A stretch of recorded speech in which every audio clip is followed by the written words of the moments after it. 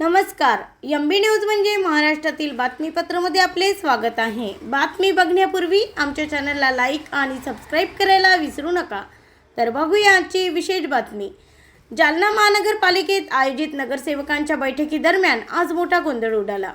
सभागृहात ठराव मंजूर करण्याच्या कामकाजावरून भारतीय जनता पक्षाचे स्थायी समिती सभापती अशोक पांगारकर आणि भाजपचेच नगरसेवक महावीर ढक्का यांच्या गटात सुरुवातीला शाब्दिक चकमक झाली. वाद वाढल्यानंतर दोन्ही गट महापौरांच्या दालनात गेले.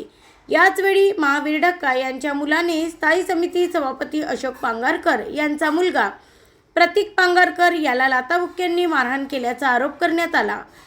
तसेच ठराव मंजूर करण्याच्या मुद्द्यावरून अशोक पांगारकर यांना धमकी दिल्याची तक्रारही करण्यात आली आहे. या प्रकरणी प्रतीक पांगारकर यांनी कदीम जालना पोलीस ठाण्यात तक्रार दाखल केली असून त्या तक्रारीवरून पोलिसांनी नगरसेवक महावीर ढक्का यांच्यासह 11 ते 12 जणांविरुद्ध गुन्हा दाखल केला आहे. या प्रकरणाचा पुढील तपास पोलीस करत आहेत. ब्युरो रिपोर्ट एमबी न्यूज, महाराष्ट्रातील बातमीपत्र, जालना. दोन नगरसेवकांमध्ये हाणामारीची घटना समोर आली. आपल्याकडे गुन्हा दाखल झाल्याचा कदीम जालना पोलीस स्टेशनला काय सविस्तर माहिती? प्रतीक लक्ष्मीकांत पांगारकर यांच्या फिर्यादीवरून हा गुन्हा दाखल झालेला आहे.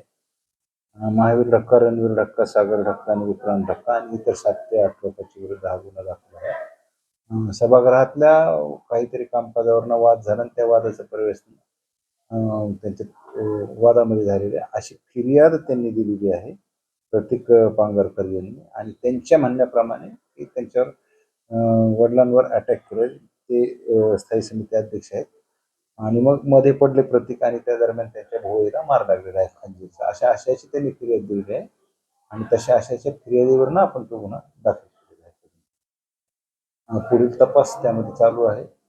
तांत्रिक पुरावे, उपस्थित असणारे लोक यांच्याकडे चौकशी करून योग्य तो त्यामध्ये तपास आम्ही करत आहोत.